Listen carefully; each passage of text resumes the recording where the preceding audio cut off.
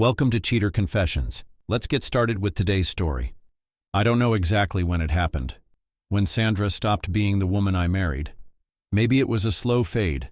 Little moments I brushed off because I didn't want to believe things were changing. Or maybe it was always there, lurking beneath the surface, waiting for the right moment to show itself. But that night, sitting across from her at the dinner table, I knew. It was a regular Friday evening. I had just finished making dinner, something simple. Grilled chicken with roasted potatoes, one of her favorites. The house smelled warm and familiar, but Sandra barely noticed. She sat at the kitchen counter, her phone in her hand, scrolling, typing, and then scrolling again, a faint smile playing on her lips. That smile, it didn't belong to me. I set her plate down in front of her. "What's funny?"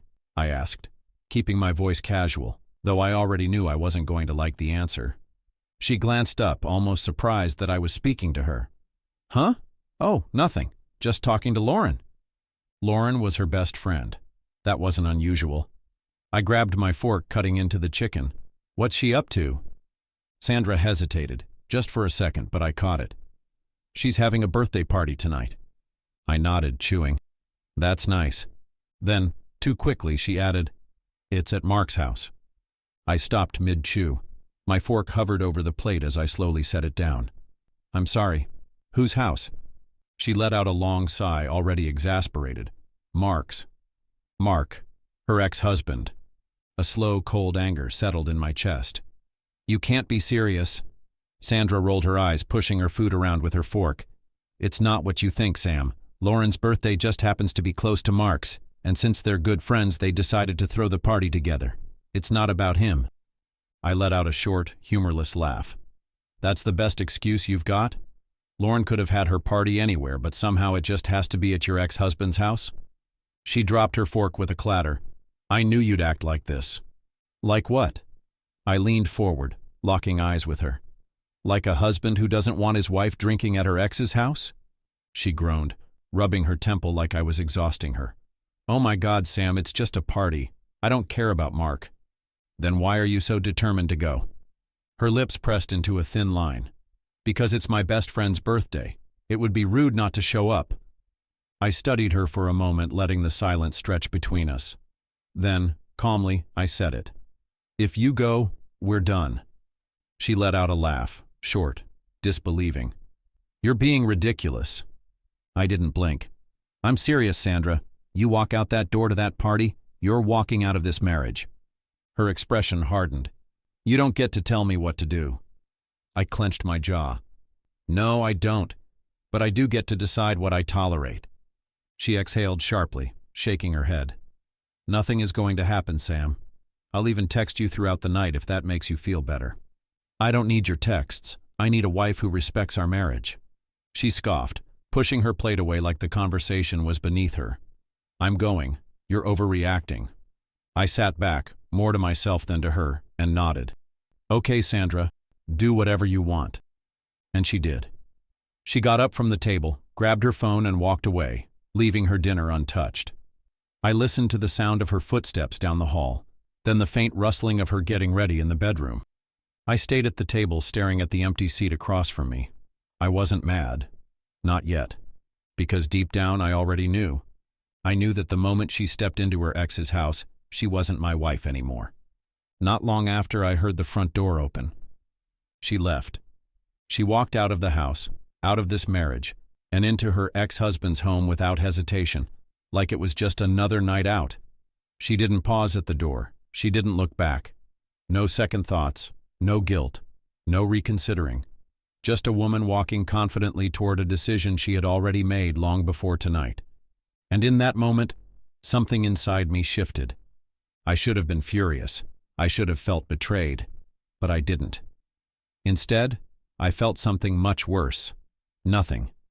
A strange, quiet realization settled in my chest like a cold weight. The woman I had built a life with, the woman I had loved, had just shown me exactly where I stood.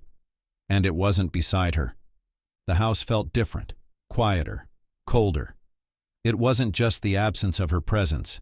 It was something deeper than that. Like the warmth had been drained from the walls, leaving behind only empty space and a silence that felt heavier than it ever had before. For the first time in our marriage, I wasn't waiting for her to come home. I sat in the dim light of the living room, staring at my phone as the first text from her came in. "Just got here. Everything's fine." I let my thumb hover over the screen for a moment. Then, without responding, I set the phone down. 5 minutes later, another text from her. "People are just hanging out, nothing crazy. Hope you're okay." Hope I'm okay? I let out a slow breath, shaking my head. Was she serious? Did she actually expect me to be sitting here, waiting for updates? Did she think a couple of empty reassurances were going to make this okay? An hour passed. Another text. "I promise it's not weird. Hope you're not mad." Mad? No. Done? Yes. I stared at the screen, at her words, at the complete lack of awareness they carried. I realized then that Sandra had never actually considered what this meant for us. She thought this was just another argument, another disagreement that would blow over in a few days.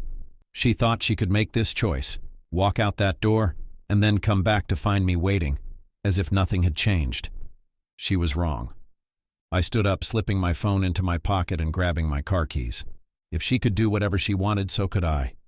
I wasn't going to sit here staring at my phone like some fool waiting for scraps of reassurance. If she thought she could make her choices without consequences, she was about to learn that I could do the same. I got into my car, gripping the steering wheel tightly for a moment before pulling out of the driveway. I didn't know exactly where I was going, but I knew one thing for certain: I wasn't staying here.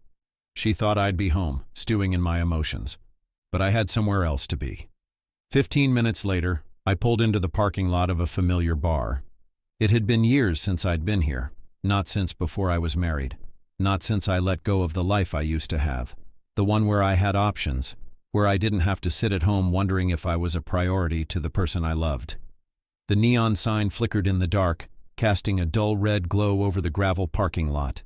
The low hum of music and laughter spilled out onto the street, a sharp contrast to the suffocating silence I had left behind. I stepped inside, and the atmosphere hit me all at once. People talking, drinking, laughing, completely detached from anything happening outside these walls. It was familiar in a way I hadn't realized I missed. The kind of place where no one asked questions, where no one cared who you were or what you were running from. I took a seat at the bar and ordered a whiskey. For a while I just sat there staring at my drink, letting the reality of the night sink in. Sandra was at a party with her ex, sending me messages I didn't care to read, while I sat here finally feeling something I hadn't felt in a long time. Free. Then I met her. She sat a few stools away, caught my eye, and smiled. And in that moment, for the first time in years, I felt a spark. Her name was Emily. We started talking, and for the first time in a while I felt like someone actually saw me. Meanwhile, my phone buzzed again, another text from her. "Just checking in. Miss you." I ignored it. Another message, then another. By midnight, the texts stopped coming, and I didn't care. At 3 a.m., my phone buzzed again, vibrating against the bar counter. I glanced at the screen, already knowing who it was before I even read the message. "Where are you? I'm home," she texted. The message was riddled with spelling mistakes, the kind that only come from drunk, clumsy fingers. I smirked. She had spent the night at a party at her ex's house, probably drinking, laughing, celebrating like nothing was wrong. And now, in her half-drunken state, she was suddenly concerned about where I was. I still didn't answer. Instead, I took another sip of my drink, letting the low hum of conversation around me pull me further away from whatever Sandra thought this was. She had expected me to be at home, waiting, maybe sulking, maybe stewing in my emotions, replaying every text she had sent like they meant something. But I wasn't waiting anymore. By the time I finally decided to leave the bar, it was almost 5 a.m. The night air was cold, the streets mostly empty as I drove through town, taking my time. I wasn't in a rush to get home. Every turn of the wheel, every red light, every unnecessary stop I made, I dragged it out. Because for the first time in this marriage, she was the one waiting for me. When I pulled into the driveway, the house was dark except for the faint glow of the kitchen light. I stepped inside, closing the door softly behind me. The quiet was almost too loud, like the house itself was holding its breath, waiting for something to happen. I didn't check the bedroom, didn't peek in to see if she was awake, waiting for me. I walked past our room without a second glance and headed straight for the guest room. I wasn't sleeping next to her tonight. She had made her bed. She could lie in it, alone. I didn't bother thinking about what she'd say in the morning. I was too tired, too done. I woke up to the smell of coffee and a pounding headache, not mine. Sandra was in the kitchen looking miserable, hungover. Good. She turned as soon as she saw me. "Why didn't you answer my messages?" I poured my coffee. "I was busy." She stared at me. "Where were you all night?" I sipped my coffee. "Out." Her voice sharpened. "Why didn't you sleep in our bed?" I walked past her without answering. She followed. "Sam, talk to me." I ignored her and went to the living room to enjoy my coffee, wanting to get away from her nagging. She was furious, and for the first time I didn't care. Then, after an hour, I left the house. Sandra stood by the door, arms crossed. "Where are you going?" I didn't even look at her. "Out." And then I closed the door. I drove straight to a lawyer's office. It was time to start the divorce process and protect my finances. I wasn't going to let her walk all over me, not anymore. Over the next few days I ignored her completely. No conversations, no explanations, no reactions. She was furious, but that wasn't my problem anymore. When the divorce papers were ready, I went to the lawyer's office to sign them. There was no hesitation, no second thoughts. Just the stroke of a pen sealing the fate of a marriage that had ended the moment she walked out of our house that night. On my way back home, I ran into Nicholas, an acquaintance, someone I knew well enough to exchange nods with but never close enough to call a friend. He recognized me, hesitated for a moment, then sighed. "Sam, I wasn't sure if I should tell you this, but you deserve to know." I frowned. "Know what?" He glanced around, lowering his voice. "I was at Mark's party. I saw Sandra with him in the kitchen, alone. And I caught them kissing." A dull, heavy silence stretched between us. "She pulled away as soon as she saw me," he continued. "They both did. But it happened. And after the party was over, when everyone left, she stayed there." I nodded slowly, my expression unreadable. "Thanks for telling me, Nicholas." He looked at me, almost apologetic, but I wasn't angry. I wasn't shocked. I wasn't even hurt. I had already let go. The moment she chose to go to that party, our marriage was done. The fact that she cheated on me with her ex? That was just a bonus reason, a final confirmation that I had made the right decision. That evening, the doorbell rang, echoing through the house. Sandra, unaware of what was coming, walked over and opened the door. Standing there was my lawyer's assistant, a neutral expression on his face as he extended a folder toward her. She hesitated before taking it, her fingers gripping the edges as if she already knew what it was. Divorce papers. I stepped into the room, watching as she slowly flipped through the documents.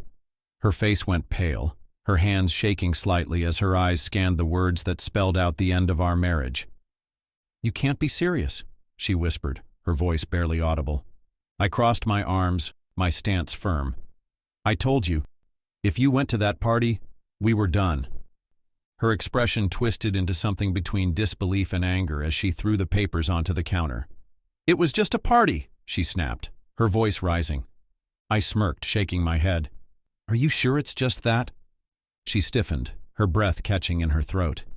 "What are you talking about?" I took a step closer, lowering my voice but keeping it steady. "I know you kissed him, and I know you stayed." The color drained from her face completely. She opened her mouth to speak, then closed it again, as if scrambling for an excuse.